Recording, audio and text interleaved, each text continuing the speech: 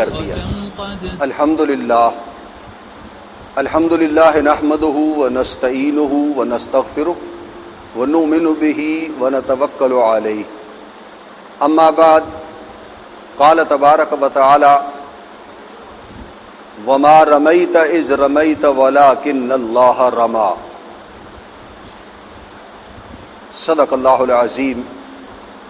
رب اشرح لی صدری ویسر لی امری واحلل عقدۃ من لسانی یفقہوا قولی۔ حضرات، اس وقت ہماری گفتگو کا عنوان ہے قرب الہی کے دو مراتب۔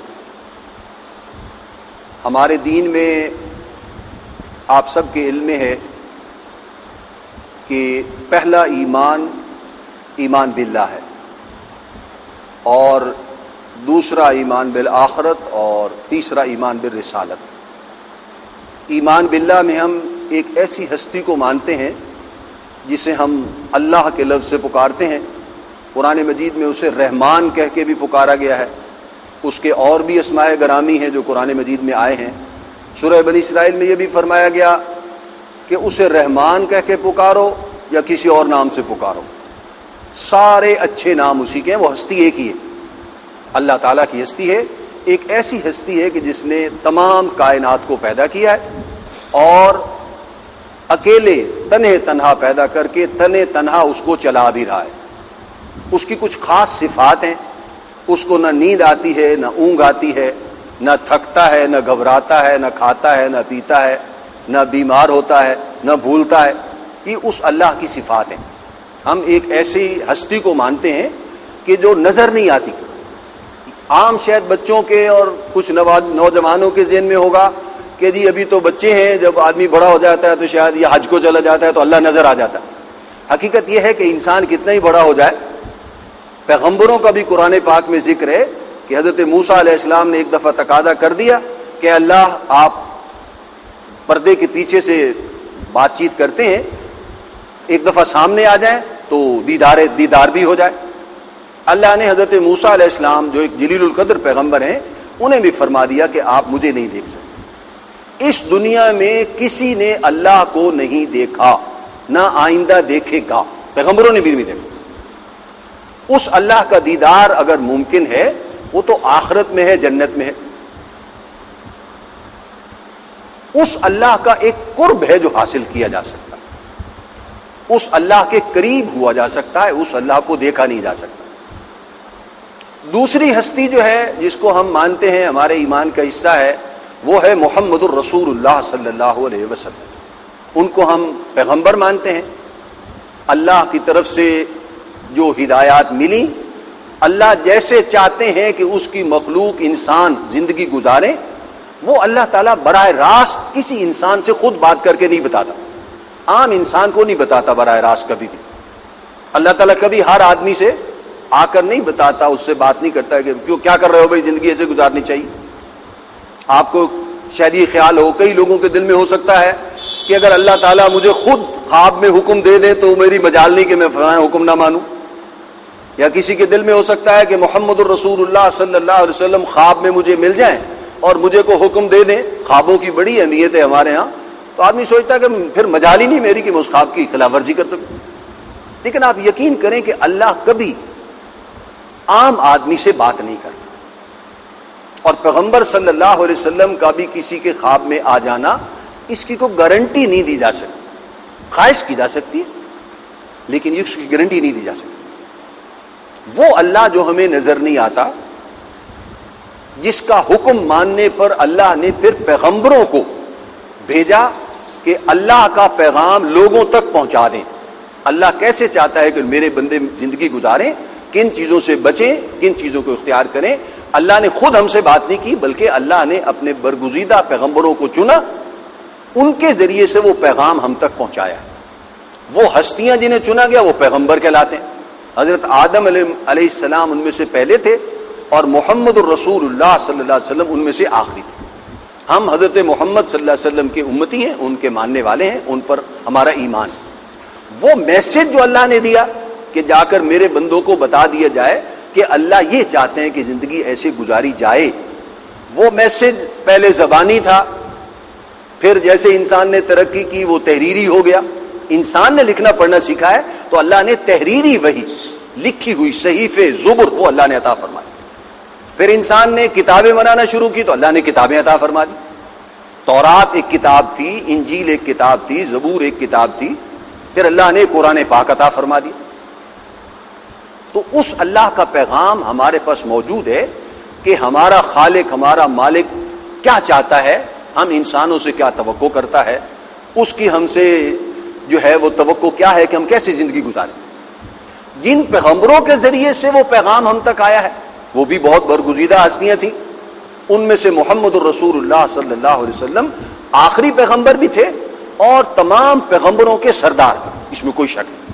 ان کو جو اللہ نے پیغام دیا، جو وحی عطا فرمائی، جو کتاب عطا فرمائی، وہ بھی سب کتابوں سے بہت ہی اعلیٰ کتاب ہے۔ قرآن مجید میں فرمایا گیا کتاب عزیز، ایک نادر کتاب، اس جیسی ہدایت کی کتاب ملنا تاریخ انسانی میں ہی نہیں ہے تو اور کہاں سے آ جائے گی۔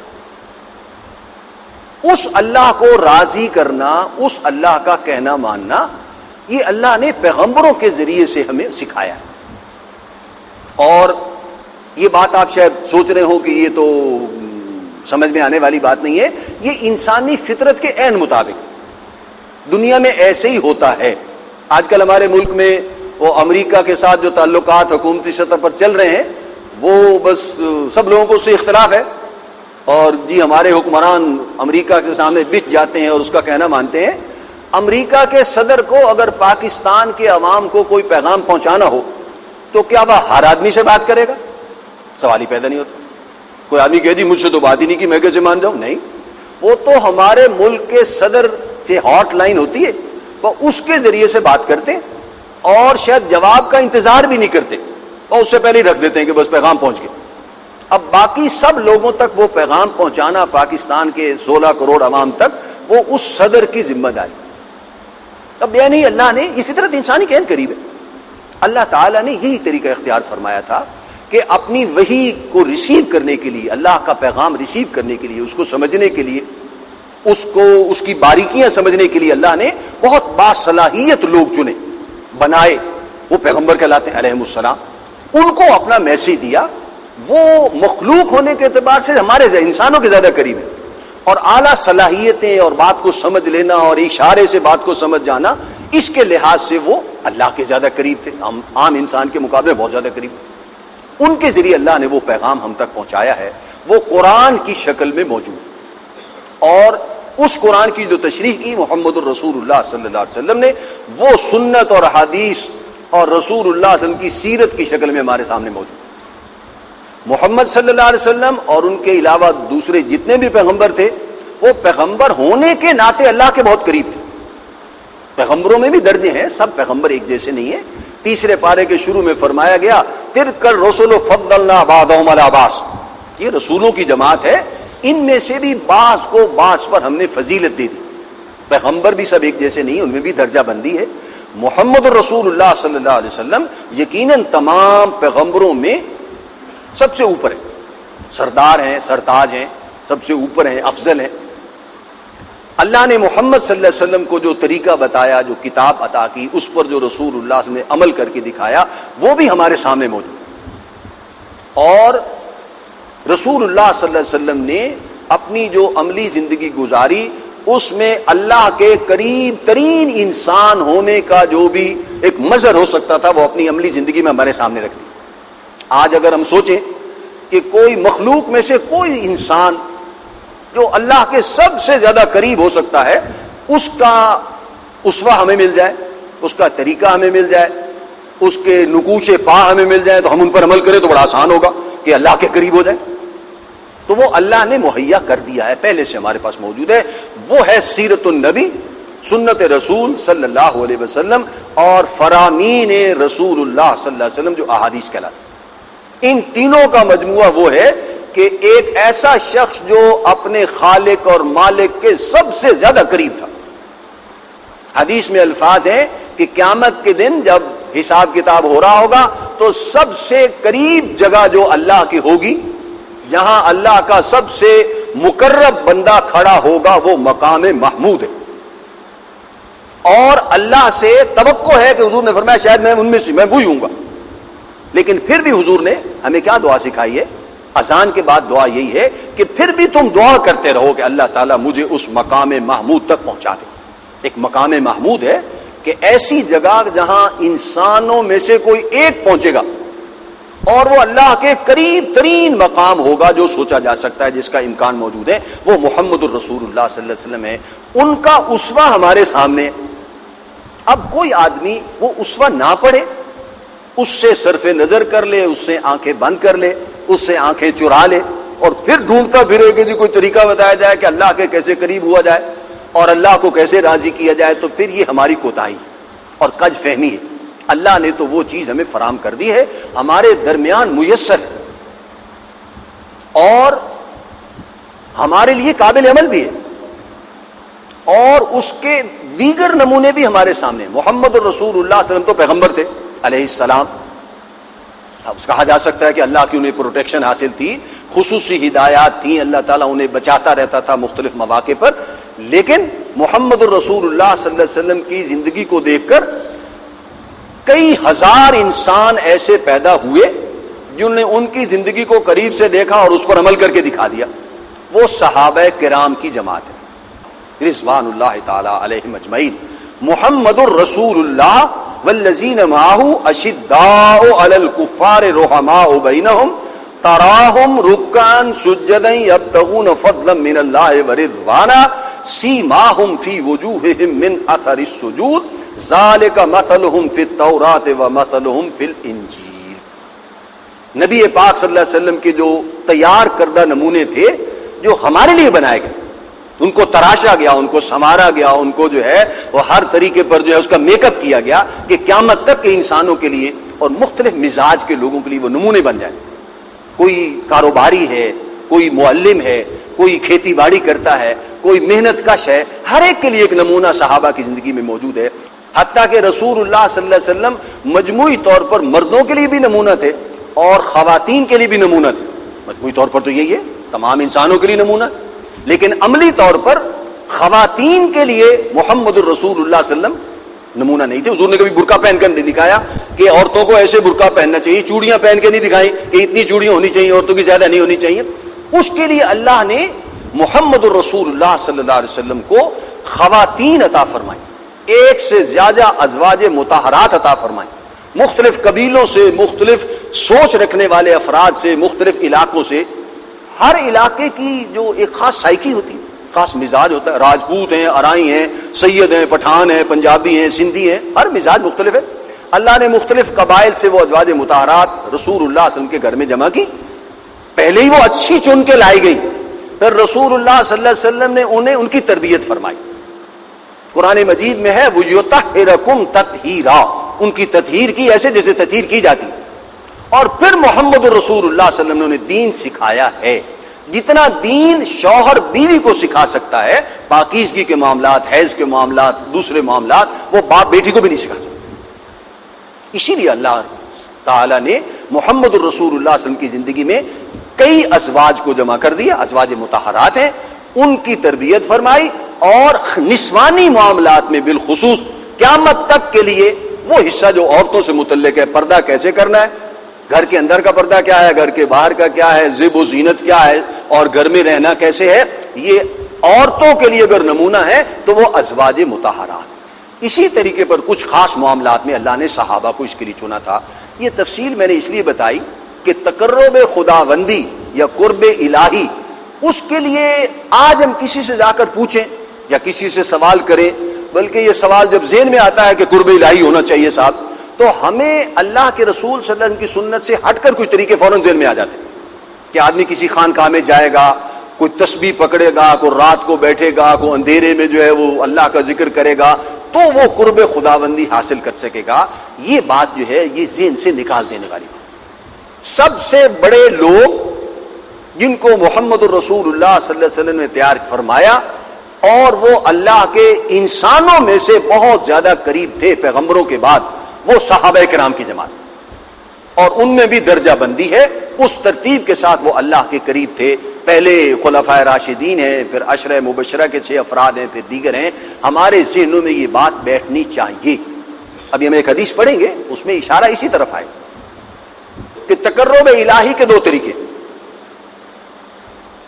وہ 2 طریقے کیا ہیں؟ وہ ایسے نہیں ہیں 2 طریقے, ابھی میں ان کا نام بھی لیتا ہوں, اس کی تشریح بھی کرتے ہیں. وہ ایسا نہیں ہے کہ میں غریب آدمی ہوں, چھوٹا آدمی ہوں, دیہات میں رہتا ہوں, میرے لیے یہ طریقہ بہت ہے, اور آپ امیر آدمی ہیں, شہر میں رہتے ہیں, وسائل والے, آپ یہ طریقہ اختیار کر لیں. وہ 2 طریقے ایسے نہیں ہیں. بچے 8ویں جماعت پڑھ کے وہ جیسے ہی 9ویں میں جاتے ہیں تو پھر وہ سائنس سبجیکٹس جو ہے وہ اختیار کرنے پڑ جاتے ہیں. بیٹا ڈاکٹر بنے گا, انجینئر بنے گا, یا اچھے نمبر نہیں آئے تو مجبوراً جو ہے وہ دوسرے سبجیکٹ رکھے گا.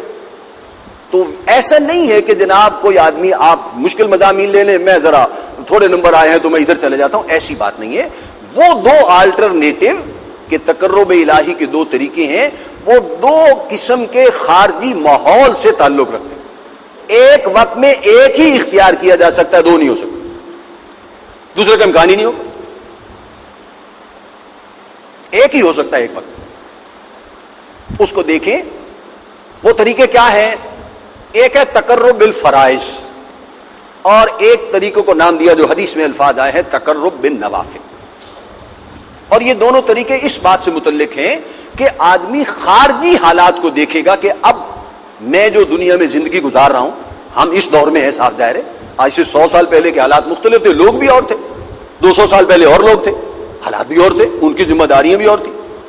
1400 سال پہلے صحابہ کرام کی جماعت تھی, اس وقت اور حالات تھے, آج حالات مختلف ہیں.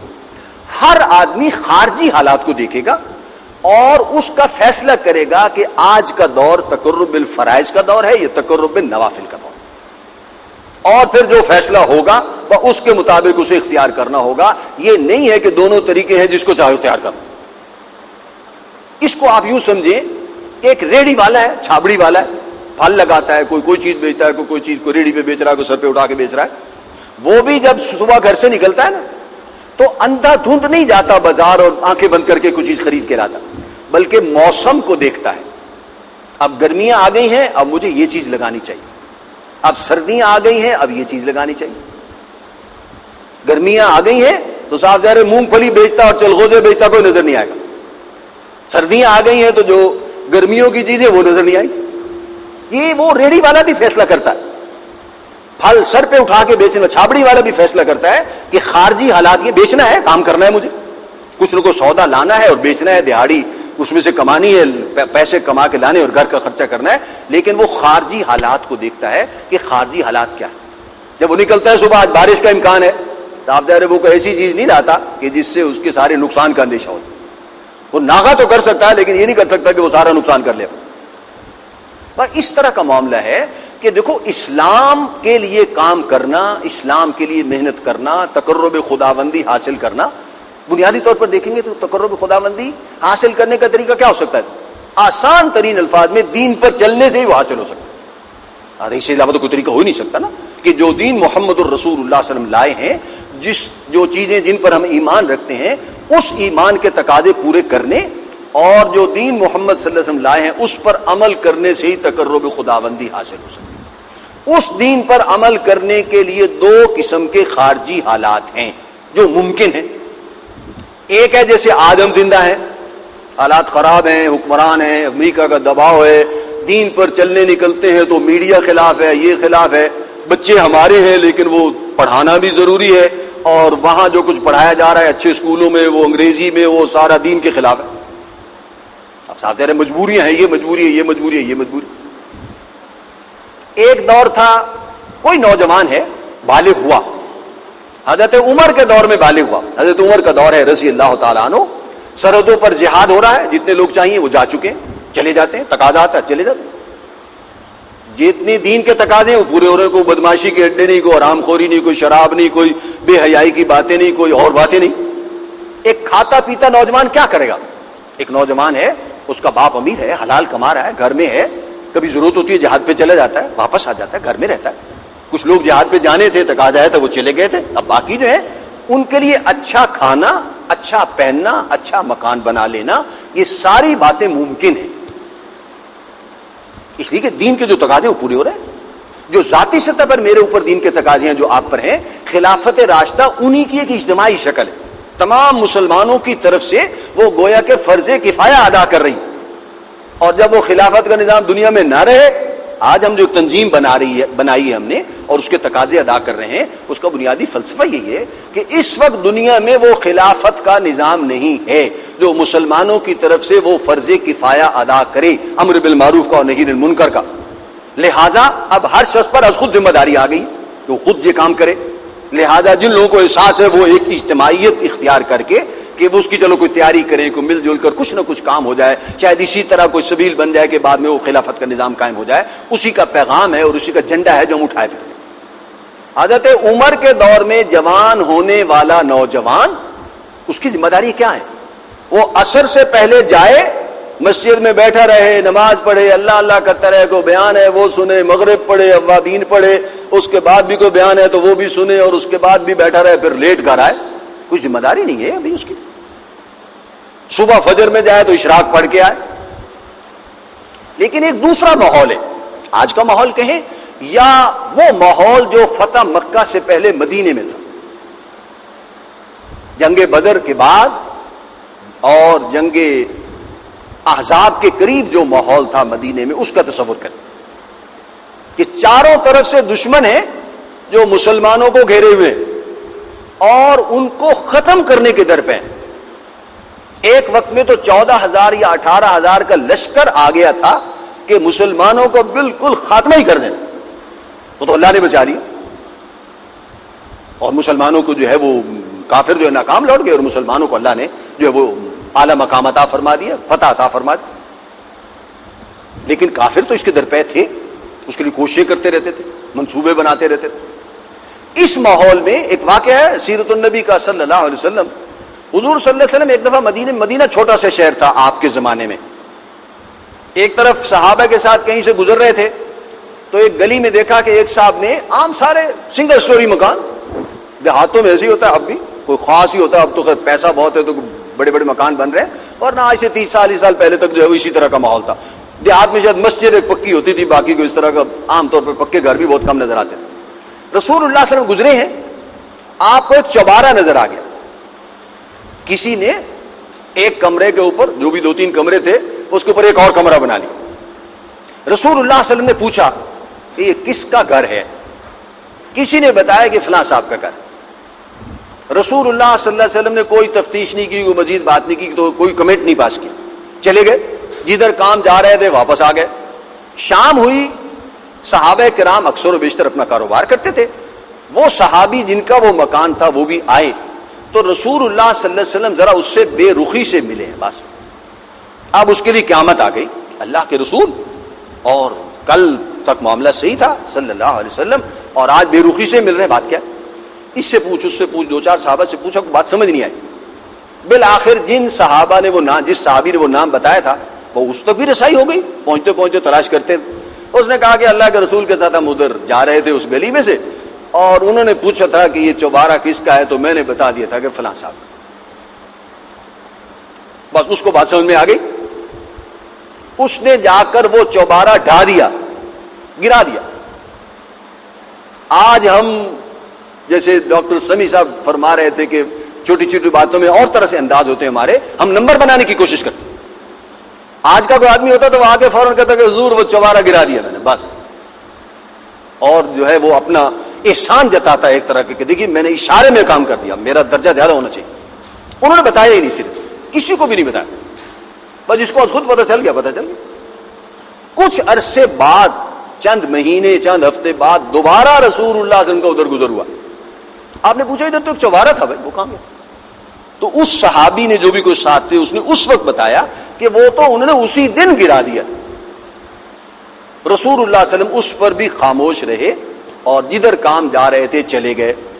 میں اس کی اگلی تفصیلات نہیں بتا رہا. سوال یہ ہے کہ وہ چوبارہ بنانا کیا حرام ہے؟ سہولت کی کوئی چیز گھر میں ایڈ کر لینا حرام ہے؟ کیا اپنے لیے کوئی جو ہے وہ آسائش پیدا کر لینا، سایہ بنا لینا کو حرام ہے؟ نہیں. تو اللہ کے رسول نے وہ ناراضگی کے اظہار کیوں کیا؟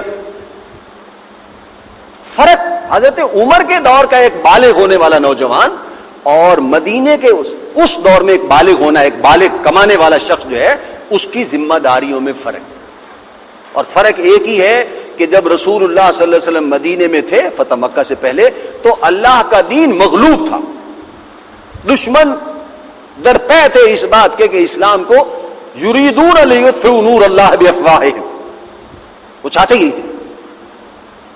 اس وقت اللہ کے رسول صلی اللہ علیہ وسلم یہ چاہتے تھے، اور دین کا تقاضا یہ تھا، تقرب الہی کا تقاضا یہ تھا کہ ایک ایک روپیہ اور خون کا ایک ایک قطرہ اور وقت کا ایک ایک منٹ اس کام میں لگنا چاہیے کہ اللہ کا دین غالب۔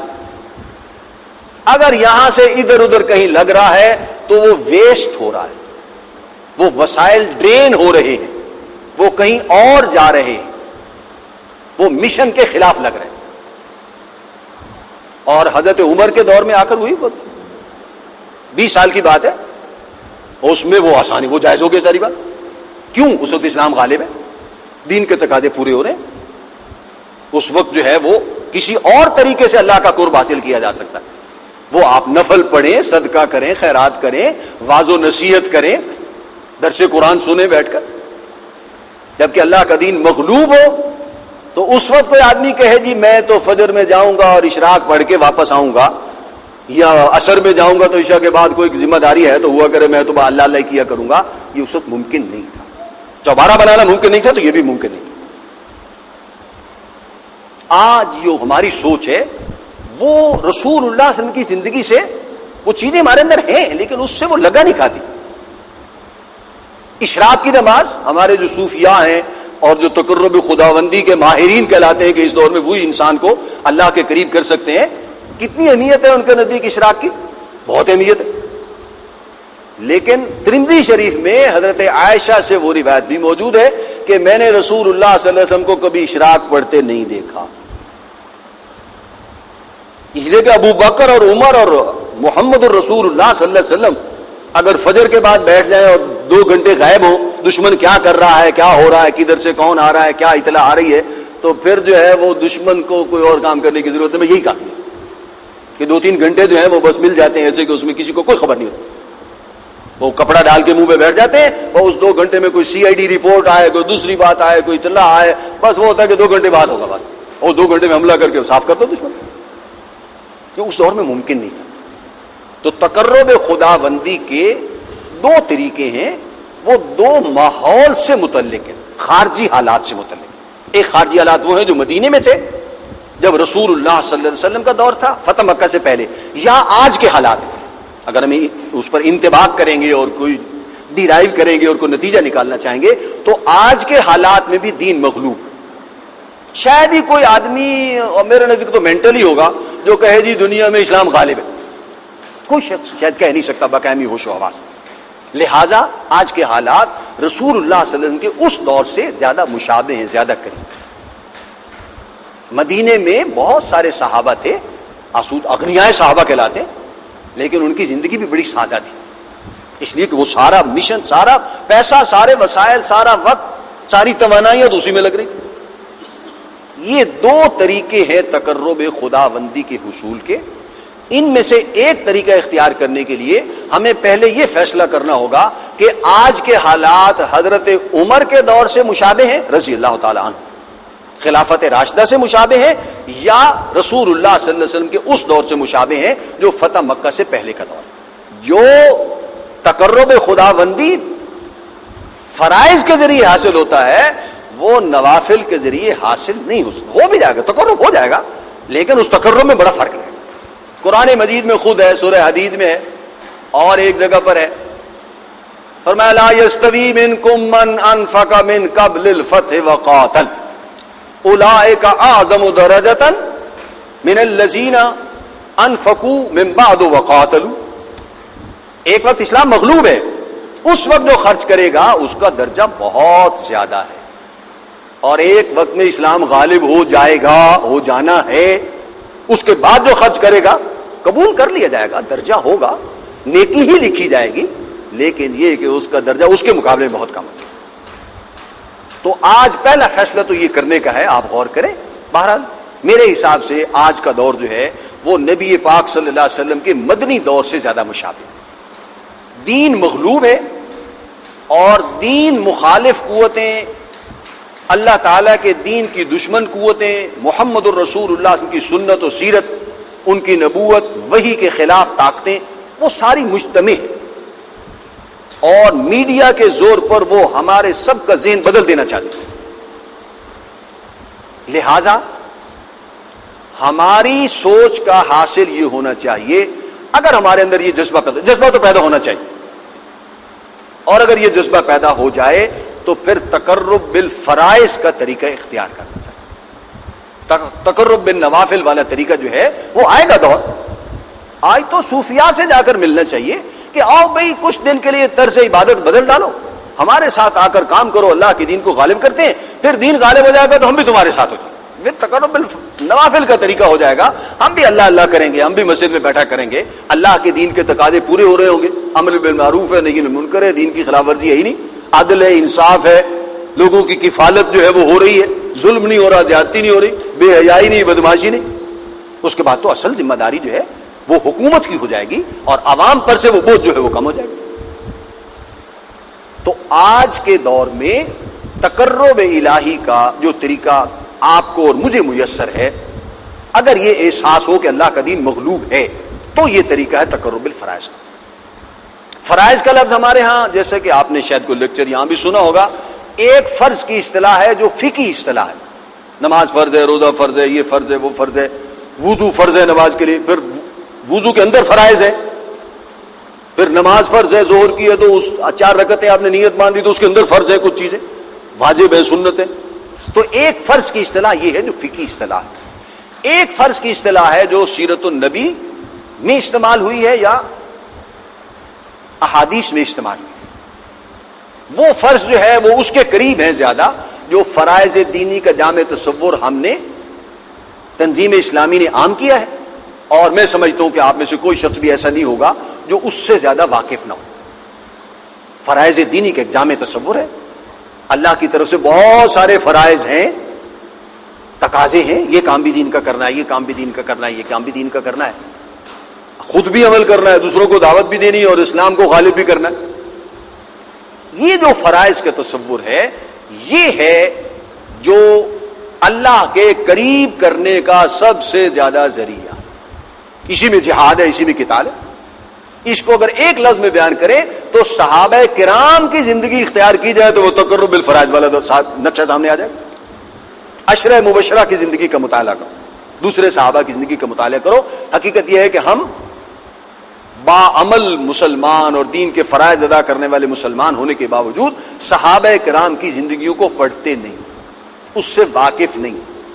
اس کا اندازہ اسی کیا جا سکتا ہے شاید کہ عشرہ مبشرہ 10 صحابہ ہیں، جلیل القدر صحابہ، جن کو رسول اللہ صلی اللہ علیہ وسلم نے اسی دنیا میں جنت کی بشارت دی تھی۔ اس سے بڑا درجہ کیا ہو سکتا ہے؟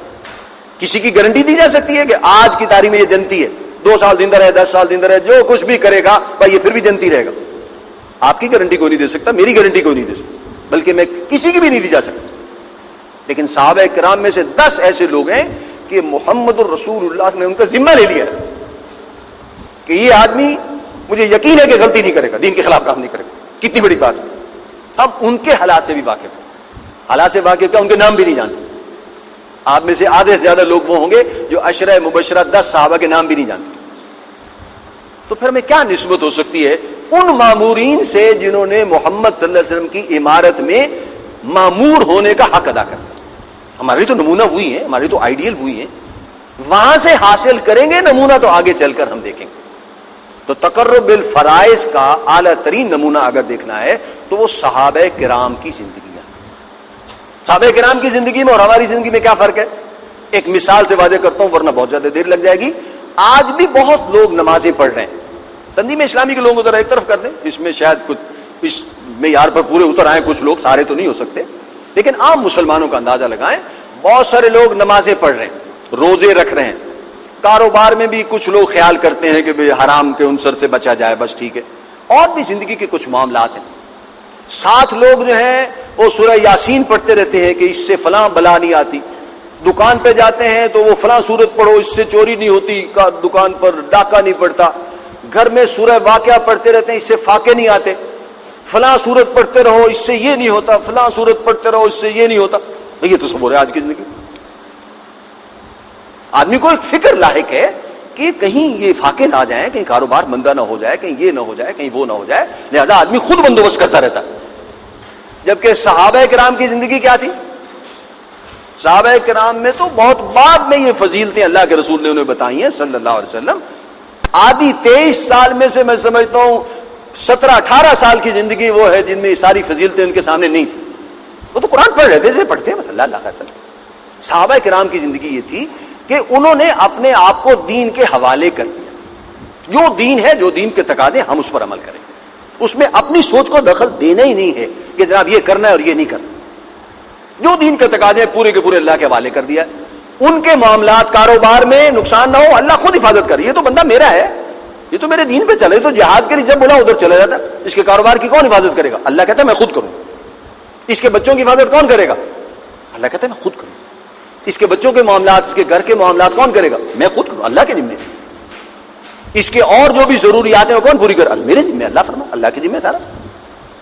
جبکہ ہم جو زندگی آج مسلمانی کی زندگی اکثر لوگ گزارتے ہیں، ہم مرضی کی زندگی گزار رہے ہیں. ہم کاروبار پہلے چن لیتے ہیں کہ یہ کرنا ہے، کاروبار آڑت کا کاروبار کرنا ہے، یہ تو فیصلہ ہو گیا. اب اس کو سوچتے ہیں اس میں نیکی ہو، بلائی ہو، یار خلاف نہ ہو جائے، یہ نہ ہو جائے. پھر اس میں ڈرتے ہیں کہ وہ ٹرک پھنس گیا ہے، وہ یہ ہو گیا ہے، وہ ہو گیا، فلان سورت پڑھو، آیت کریمہ 1 لاکھ پڑھواؤ، وہ ٹرک چھوٹ جائے گا، اسمگلنگ کا ٹرک پکڑا گیا ہے.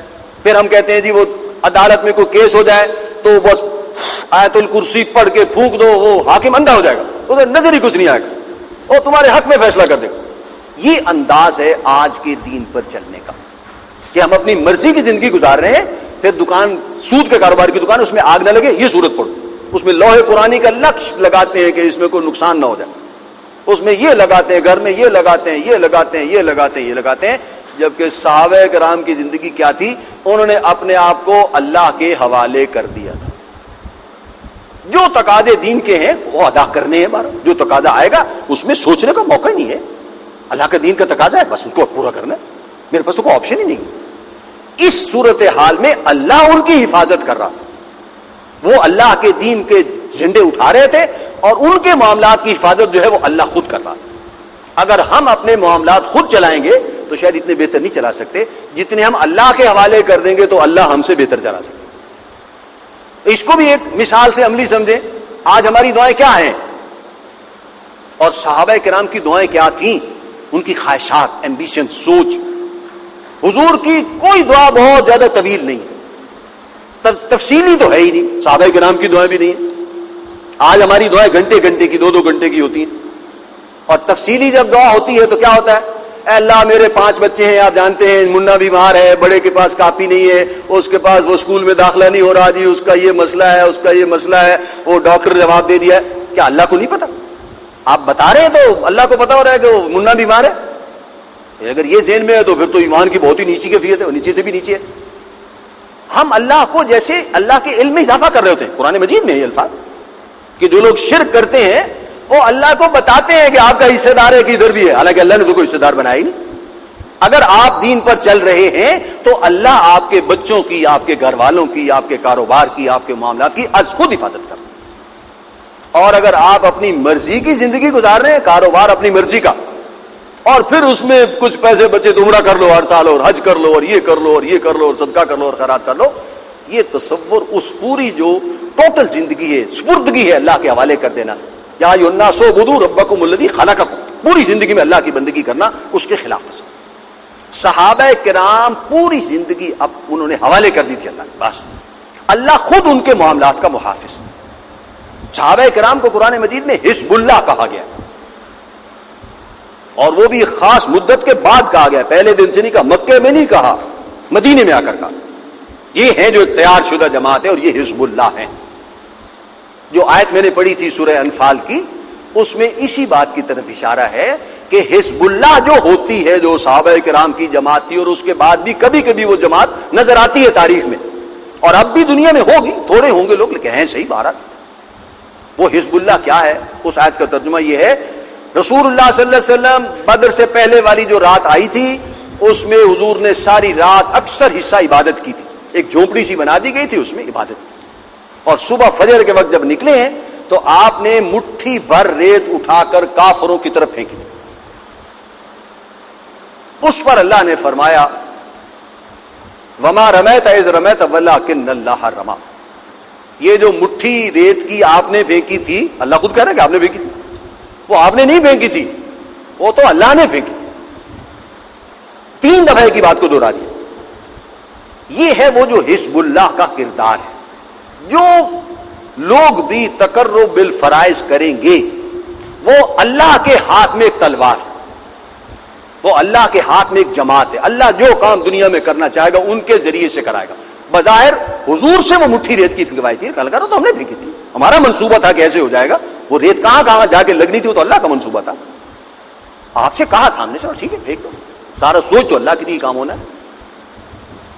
جبکہ دوسرے طریقے پر جو ہے جو تقرب بالنوافل والا ہے، اس میں ابھی ہم پڑھیں گے، حدیث میں رواں ترجمہ کر دیں گے کہ آدمی عبادات میں لگ جاتا ہے، بہت زیادہ نوافل، بہت زیادہ عبادات، بہت زیادہ ذکر، بہت زیادہ تلاوت قرآن مجید کی. اس سے کیا ہو جاتا ہے کہ اس آدمی کی جو خواہشات ہیں، اس کی جو سوچ ہے، یہ آدمی اچھا ہے، اس کے رزق میں برکت ہو جائے، اس کا کاروبار چل جائے، وہ آپ نے دعا کی اور وہ پوری ہو جائے گی. کوئی اور آپ نے دعا کی، کسی خواہش کی، وہ پوری ہو جائے گی. حدیث میں ہے کہ اللہ اس کا ہاتھ بن جاتا ہے. تقرب بالفرائض میں بندہ اللہ کے ہاتھ میں ہے، اللہ جیسے چاہتا ہے کرتا ہے. جیسے تلوار ہے. علامہ اقبال نے بھی کہا ہے کہ وہ جو قوم اللہ کا کہنا مانتی ہے، حزب اللہ جو ہے، وہ تو اللہ کے ہاتھ میں ایک تلوار ہے. اور جو لوگ تقرب بالنوافل کا طریقہ اختیار کرتے ہیں، وہ بھی طریقہ اس وقت فرائض کا تو ہے ہی نہیں. فرائض کا تو وہی ادا کر رہے ہوں گے جو جہاد کر رہے ہوں گے. گھر پر کوئی ہے تو وہ بھی اللہ کے قریب ہو سکتا ہے. لوور لیول پر بھی ایک اللہ کے قریب ہونے کا طریقہ ہے، وہ یہ ہے کہ نوافل میں زیادہ محنت کرو، اور پھر اللہ اس آدمی کا ہاتھ بن جاتا ہے، اس کا پاؤں بن جاتا ہے، اس کی آنکھیں بن جاتا ہے، اس کے کان بن جاتا ہے. یعنی خواہش وہ آدمی کرتا ہے، اللہ جو ہے اس کام میں برکت ڈال دیتا ہے، جو وہ چاہتا ہے وہ فوراً جیسے ہو جاتا ہے. یہ تقرب کے 2 طریقے ہیں. یہ حدیث ہے چونکہ بخاری شریف میں ہے، حضرت ابو ہریرہ اس کے راوی ہیں رضی اللہ تعالیٰ عنہ. میں اس کا ترجمہ کر رہا ہوں تاکہ ایک سند کے طور پر بھی ہمارے سامنے رہے. عن ابی ہریرہ رضی اللہ عنہ قال، حضرت ابو ہریرہ رضی اللہ تعالیٰ عنہ سے روایت ہے، وہ یہ کہتے ہیں قال رسول اللہ صلی اللہ علیہ وسلم، کہ رسول اللہ صلی اللہ علیہ وسلم نے ارشاد فرمایا، ان اللہ تعالی قال. یہ حدیث قدسی ہے کہ رسول اللہ صلی اللہ علیہ وسلم بھی یہ فرما رہے ہیں کہ بے شک اللہ تعالیٰ نے یہ فرمایا ہے. اب یہ قرآن میں نہیں ہے، حدیث میں ہے، اسی لیے حدیث قدسی، لیکن ہے یہ اللہ کا ہی کلام. قرآن کے علاوہ بھی محمد صلی اللہ علیہ وسلم پر وحی آتی تھی. یہ حدیث کو ہم وحی خفی کہتے ہیں، اس میں نام لے کر حضور نے کہہ دیا تو یہ حدیث میں سے اونچا مقام ہو گیا، حدیث قدسی ہو گئی. فرمایا کیا ہے کہ جو لوگ فرائض کے ذریعے اللہ کا قرب حاصل کریں، جیسے صحابہ کرام ہیں، جنگیں لڑ رہے ہیں، اللہ جدھر حکم ہے حاضر ہیں. بس وہ سورہ انفال میں ہے، غزوہ بدر کے موقع پر منافقین نے یہ کہا تھا کہ محمد صلی اللہ علیہ وسلم کے ساتھی جو ہیں غرہ ہؤلاء دینوں، ان کو تو محمد صلی اللہ علیہ وسلم نے پاگل کر دیا. یہ نہ رات دیکھتے ہیں یا دن دیکھتے ہیں، جب ان کو تقاضا تو اسی کو اٹھ کھڑے ہوتے، نہ گھر کے حالات دیکھتے ہیں نہ گھر والوں کو دیکھتے ہیں، جہاد کے لیے اٹھ جاتے ہیں. ایسے لوگوں کے لیے فرمایا یہ اللہ کے بندے ہیں، یہ حزب اللہ ہیں. ان کے مفادات کا تحفظ، ان کے کاروبار، ان کے گھر، ان کا لین دین، ان کے بچوں کی صحت، ان کے معاملات سارے وہ اللہ کی ذمہ، اس کی لک آفٹر اللہ کی ذمہ. وہ ان کی نہیں کرے گا تو اور کس کی کرے گا؟ بتائیں، وہ بدماشوں کی کرے گا، اسمگلروں کی کرے گا، چوروں کی کرے گا. ایسے لوگ اللہ کے ولی ہیں، ولی جو تقرب بالفرائض میں سرگرداں ہیں، اس میں لگے ہوئے ہیں. فرمایا من عادالی ولیا، جو کوئی میرے ایسے آدمی سے جو تقرب بالفرائض کے ذریعے اللہ کے دین کے غلبے کے لیے حزب اللہ میں شامل ہے، تقرب بالفرائض کے ذریعے اللہ کے قریب ہونا چاہتا ہے، فرمایا جو کوئی اس سے جنگ کرے، اس سے دشمنی رکھے گا حزب اللہ کے مقابلے میں، حزب اللہ کو بن جائے، پھر تو جو آگے اس سے ٹکرائے گا، قرآن مجید میں سورہ انبیاء میں ہے، ہم اس کا بھیدے نکال دیں. تو یہ آئے تو صحیح سامنے، ہم اس حزب اللہ کو آگے کرتے ہیں اور اس کا بیدہ نکالتے ہیں. فرمایا من عادالی ولیا، جو کوئی ایسی جماعت سے ٹکرائے، دشمنی رکھے گا، فقد آذنتہ بالحرب. یہ پیروں کے بارے میں نہیں ہے، یہ آستانہ نشینوں کے بارے میں نہیں ہے، یہ ان لوگوں کے بارے میں ہے جو تقرب بالفرائض، صحابہ کرام کی جماعت. فرمایا میرا بھی ان کے خلاف اعلان جنگ. وہ گویا کہ ان سے نہیں لڑیں گے، اب اللہ سے لڑیں گے. وہ ظاہر میں صحابہ ہوں گے سامنے، حزب اللہ ہوگی وہ، لیکن پیچھے تو اللہ کا ہاتھ ہے. آج بھی اگر کوئی دنیا میں سب سے میرے نزدیک بہرحال اختلاف بھی ہو سکتا ہے، کوئی اچھا انسان اور ولی اللہ اور کوئی جو ہے وہ بہت اعلیٰ درجے کا انسان ہو سکتا ہے تو ملا عمر ہے، اگر حیات ہے تو رحمت اللہ علیہ. وہ حزب اللہ ہے. امریکہ جیسا ملک، اس کے پورے اتحادی، وہ گوگل ارتھ ہے، اس میں وہ ہر چیز کو چھان مارتے جہاں چاہتے ہیں. وہ آج تک ان کو ملے نہیں، پورا افغانستان ان کے قبضے میں. وہ کہاں چھپا ہوا؟ کہیں ہے؟ زندہ ہے تو کہاں ہے؟ اللہ اس کی حفاظت کر رہا ہے. اور جو لڑائی لڑتے ہیں، ہم تو لڑتے نہیں ہیں نا، ہمیں اندازہ نہیں ہے. لڑائی کے لیے سپلائی لائن چاہیے ہوتی، ضروریات چاہیے ہوتی، ماچس، دودھ، کھانا پینا، ڈبل روٹی، ہر چیز روزانہ چاہیے ہوتی زندگی کا جو ہے وہ ڈور قائم کرنے کی. سپلائی لائن نہ ہو تو وہ دشمن 2 دن 4 دن بعد ہار جاتا ہے، شکست کھا جاتا ہے، بھوکے مر جاتے ہیں. سر 8 سال سے وہ لڑ رہے ہیں. پوری دنیا میں کون ہے جو ان کی حمایت کر رہا؟ وہ اللہ ہی کسی کے ذریعے سے کروا رہا کہ اللہ کی مدد ہے. اللہ تعالیٰ اپنے بندوں کی حفاظت کرتا ہے. فرمایا جو ایسے لوگوں کے خلاف ان سے دشمنی رکھے گا، میرا بھی ان کے خلاف اعلان جنگ. وہ ان کی طرف سے اللہ لڑے گا، بظاہر وہ ہوں گے، اصل میں اللہ سے لڑائی ہے. وما تقرب الی عبدی بشیء احب، اور سب سے زیادہ محبوب طریقہ اللہ نے فرمایا میرے نزدیک جو کوئی بندہ اختیار کر سکتا ہے کہ اللہ کے قریب ہوا جائے، اللہ کے قریب ہوا جائے، وہ کیا ہے؟ مما افترضت علیہ، وہ فرائض کے ذریعے تقرب حاصل کرنے کا ذریعہ، ان چیزوں پر چلنا جو اللہ نے فرض قرار دی. بس یہ سب سے اعلیٰ طریقہ ہے جو اللہ نے خود فرمایا، اس سے بہتر کوئی طریقہ نہیں. حزب اللہ، اولئک حزب اللہ، ذالک مثلہم فی التوراۃ ومثلہم فی الانجیل. اس کی مثال تورات میں بھی، انجیل میں بھی. جو صحابہ، جو محمد کی جماعت ہے صلی اللہ علیہ وسلم، اس کا ذکر وہاں بھی تھا، وہاں بھی. دوسرا طریقہ ہے وہ ہے تقرب بالنوافل. ولا یزال عبدی یتقرب الی بالنوافل. اللہ کا دین غالب ہو گیا، دین آ گیا، خلافت کا نظام قائم ہو گیا. اب بھی اللہ کے قریب ہونے کا ایک طریقہ ہے. یہ نہیں کہ اس کے بعد کھاؤ پیو عیش کرو، بس نہیں. پھر بھی اللہ کے قریب ہونے کا طریقہ ہے. کوئی سلو موشن ہے، کوئی سست رفتار ہے، کوئی آہستہ ہے، کوئی تھوڑا ہے، درجے میں تھوڑا ہے، لیکن ہے صحیح. فرمایا اور کوئی میرا بندہ ایسا نہیں ہے جو نوافل کے ذریعے اللہ کا قرب، میرا قرب حاصل کرنا چاہے، اس میں لگ جائے، لگا رہے نوافل ادا کرتا رہے. نفل عبادات ہیں، روزے ہیں، نمازیں ہیں، تلاوت ہے، ذکر ہے، مسجد میں بیٹھنا ہے، اعتکاف ہے، ٹھیک ہے. تو جو آدمی اس کام میں لگا رہے گا کیا ہوگا؟ حتی احبہ، وہ اس میں لگا رہے گا، میں اس سے محبت کرنے لگا. اب یہ اللہ کے محبوب بن جاتے ہیں، اللہ ان سے محبت کرنے لگتا ہے، اس میں کوئی شک نہیں. فَإِذَا أَحْبَبْتُهُ، ایسے لوگوں سے جب میں محبت کرتا ہوں، كُنْتُ سَمْعَهُ الَّذِي يَسْمَعُ بِهِ، میں ان کے کان بن جاتا ہوں جس سے وہ سنتے ہیں. ابھی بخاری شریف کی روایت ہے، ماننے تو پڑیں گے الفاظ، اور ہے بھی حضرت ابو ہریرہ رضی اللہ تعالیٰ عنہ. وَبَصَرَهُ الَّذِي يُبْصِرُ بِهِ، اور ان کی آنکھیں بصارت بن جاتا ہوں جس سے وہ دیکھتا ہے. اللہ اس کی بصارت میں تیزی دے دیتا ہے، اس کی سماعت میں تیزی دے دیتا ہے. وَيَدَهُ الَّتِي يَبْطِشُ بِهَا، اس کا ہاتھ بن جاتا ہوں جس سے وہ پکڑتا ہے. وَرِجْلَهُ الَّتِي يَمْشِي بِهَا، اس کے پاؤں بن جاتا ہوں جس سے وہ چلتا ہے. سخت بات ہے بہرحال.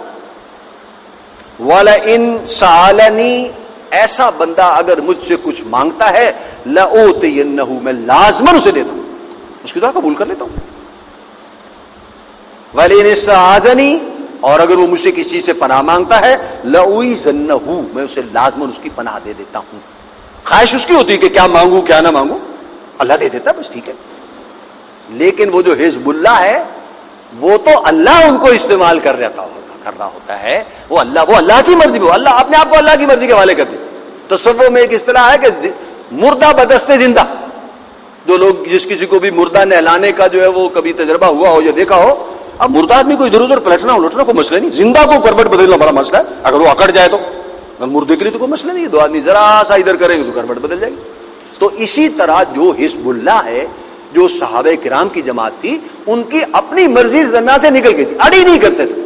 اللہ کا حکم جی حاصل، بس ٹھیک. اشارہ کرنا کافی تھا کہ اللہ کی رضا ہے، اللہ کے رسول کی رضا ہے صلی اللہ علیہ وسلم. لوٹا نہیں تنہا، لوٹی نہیں تنہا کبھی آواز جرس کی، اور موڑا نہیں پھیرا نہیں واپس کبھی فرمان جنوں کا. یہ جو نقشہ ہے یہ صاف ہے. اگر بدرجہ عتم کہیں موجود ہے تو صحابہ کرام کی زندگی. یہ ہیں دو طریقے میرے نزدیک. اور آج چونکہ ہم تجزیہ کریں، آپ بھی کریں میں بھی کروں، میرے نزدیک آج اللہ کا دین مغلوب ہے. لہذا آج اگر تقرب خداوندی حاصل کرنے کا کوئی ممکنہ طریقہ ہے وہ تقرب نوافل کا نہیں ہے. جو تقرب نوافل کے ذریعے کر رہے ہیں یا تو انہوں نے یہ سوچا ہوا ہے کہ اللہ کا دین غالب ہے اور ہمیں آرام سے کرنا دی. یہ خود یہ ساری تشریح بتا رہی ہے کہ سارے طریقے اس دور میں نکلے جب اللہ کا دین غالب تھا. خلافت راشدہ تھی یا اس سے ملک آباد کا دور، اس وقت یہ طریقے نکلے. آپ ان کی تلاش کریں، روٹ وہیں جا کے سارے ختم ہو جاتے اور وہ آج تک چلے آ رہے. آج ضرورت ہے کہ از سر نو ان کو احیا کیا جائے. تقرب بالفرائض کا طریقہ جو اس کا احیا کیا جائے اور اس کے ذریعے سے اللہ کا قرب حاصل کرنے کی کوشش کی جائے. حزب اللہ بنا جائے، اللہ کے دین کا جھنڈا اٹھایا جائے. اپنی ذاتی اغراض، ذاتی خواہش، ذاتی امبیشن، کاروباری مکان اچھا بن جائے، یہ اچھا ہو جائے، یہ اچھا ہو جائے، سب دل سے نکال دیجیے اور اللہ کے حوالے کر دیتے بس. اور اللہ خود ہی تمہارے معاملات کا تم سے بہتر محافظ ہو، اور مجھے یقین ہے کہ بہتر ہو. آپ کی خواہشات، آپ کی توقعات سے بھی بہتر کرتے. اپنے آپ کو صرف اللہ کے حوالے کر دیا جائے. یہ ممکنہ طریقہ ہے جو آج ہے. اللہ تعالیٰ سے دعا ہے کہ اللہ تعالیٰ آپ کو اور مجھے اس بات کی سمجھ اور پھر تقرب بالفرائض کے ذریعے اللہ تعالیٰ اپنا قرب حاصل کرنے کی کوشش کرنے کی توفیق کے لیے دعا مانگنے کی توفیق عطا فرمائے. کہ پہلے تو دعا ہے، پھر جذبہ ہے، پھر شوق ہے، پھر آگے سے آگے ہے، تو دعا ہی پہلے مانگ لی جائے تو یہی بڑی بات ہوتی ہے. اقول قولی ھذا واستغفر اللہ لی ولکم ولسائر المسلمین والمسلمات.